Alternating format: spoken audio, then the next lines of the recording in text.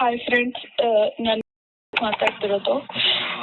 ವಿಷಯ ಏನಪ್ಪ ಅಂತಂದ್ರೆ, ನಮ್ಮ ಕಾಮಿಡಿ ಕಿಲಾಡಿಗಳಲ್ಲಿ ಅಪ್ಪಣ್ಣ ರಾಮದುರ್ಗ ಅಂತ ಒಬ್ಬ ಇದಲ್ಲ, ಅವನು ಕಾಮಿಡಿ ಕಿಲಾಡಿ ಸೀಸನ್ 2 ಇಂದನು ಸಿಕ್ಕಾಬಟ್ಟೆ ನನಗೆ ಟಾರ್ಚರ್ ಕೊಡ್ತಾನೆ ಇದ್ದ. ಎಷ್ಟು ಟಾರ್ಚರ್ ಕೊಡ್ತಿದ್ದ ಅಂತಂದ್ರೆ, ಅದು ಶೋಗಳಿಗೆ ಕರ್ಕೊಂಡು ಹೋಗಿ ಅಲ್ಲಿ ಕೆಟ್ಟ ದೃಷ್ಟಿ ನೋಡೋದು. ತುಂಬಾ ದಿನಗಳಿಂದ ತಪ್ಪಿಸ್ಕೊಂಡೇ ಬಂದೆ. ಬಟ್ ಇತ್ತೀಚೆಗೂ ಜಾಸ್ತಿನೇ ಆಗ್ತಿದೆ. ಇನ್ನ ಅವ್ನ ಕಾಟ ನನಗೆ ತಪ್ಪಿಲ್ಲ. ದಿನ ಅವ್ನ ಕಾಟ ಜಾಸ್ತಿನೇ ಆಗ್ತಿದೆ. ಶೋಕ್ ಬಾ ಅಂತ ತುಂಬಾ ಟಾರ್ಚರ್ ಕೊಡ್ತಾನೆ. ಇದರಿಂದ ನನ್ನ ಮತ್ತೆ ಅಲೋಕ್ ಮಧ್ಯೆ ತುಂಬಾ ಬಿರುಕಾಗಿ ನನ್ಗೆ ವಿಷಯ ಹೇಳೋದ್ ಮರ್ತಿದ್ದೆ. ನನಗೊಬ್ಬ ಬಾಯ್ ಫ್ರೆಂಡ್ ಇದ್ದಾನೆ ಅಲೋಕ್ ಅಂತ.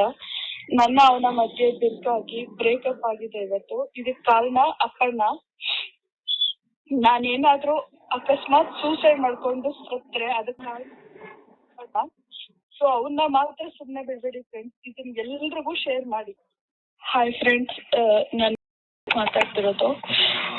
ವಿಷಯ ಏನಪ್ಪ ಅಂತಂದ್ರೆ, ನಮ್ಮ ಕಾಮಿಡಿ ಕಿಲಾಡಿಗಳಲ್ಲಿ ಅಪ್ಪಣ್ಣ ರಾಮದುರ್ಗ ಅಂತ ಒಬ್ಬ ಇದಲ್ಲ, ಅವನು ಕಾಮಿಡಿ ಕಿಲಾಡಿ ಸೀಸನ್ 2 ಇಂದನು ಸಿಕ್ಕಾಬಟ್ಟೆ ನನಗೆ ಟಾರ್ಚರ್ ಕೊಡ್ತಾನೆ ಇದ್ದ.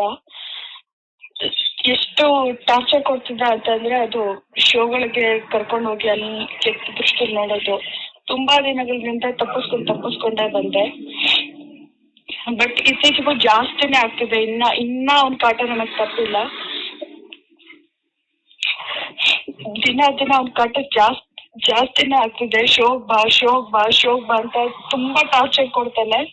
ಇದರಿಂದ ನನ್ನ ಮತ್ತೆ ಅಲೋಕ್ ಮಧ್ಯೆ ತುಂಬಾ ಬಿರುಕಾಗಿ ನನ್ಗೆ ವಿಷಯ ಹೇಳೋದ್ ಮರ್ತಿದ್ದೆ. ನನಗೊಬ್ಬ ಬಾಯ್ ಫ್ರೆಂಡ್ ಇದ್ದಾನೆ ಅಲೋಕ್ ಅಂತ. ಅವನ ಮಧ್ಯೆ ಬಿರುಕಾಗಿ ಬ್ರೇಕಪ್ ಆಗಿದೆ ಇವತ್ತು. ಇದಕ್ ಕಾರಣ ಅಪ್ಪಣ್ಣ.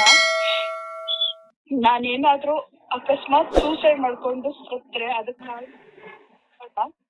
ಸೊ ಅವನ್ನ ಮಾತ್ರ ಸುಮ್ಮನೆ ಬಿಡ್ಬೇಡಿ ಫ್ರೆಂಡ್ಸ್. ಇದನ್ನ ಎಲ್ರಿಗೂ ಶೇರ್ ಮಾಡಿ. ಲೇಟೆಸ್ಟ್ ಹಾಗೂ ಇಂಟ್ರೆಸ್ಟಿಂಗ್ ಸುದ್ದಿಗಳಿಗಾಗಿ ಬಾಸ್ ಟಿವಿ ಕನ್ನಡ ಚಾನೆಲ್ನ ಸಬ್ಸ್ಕ್ರೈಬ್ ಮಾಡಿ. ಹಾಗೆಯೇ ಬೆಲ್ ಐಕಾನ್ ಪ್ರೆಸ್ ಮಾಡಿ. ಇದರ ಜೊತೆಗೆ ಫೇಸ್ಬುಕ್, ಇನ್ಸ್ಟಾಗ್ರಾಮ್, ಎಕ್ಸ್ನಲ್ಲೂ ಮಿಸ್ ಮಾಡದೆ ಫಾಲೋ ಮಾಡಿ.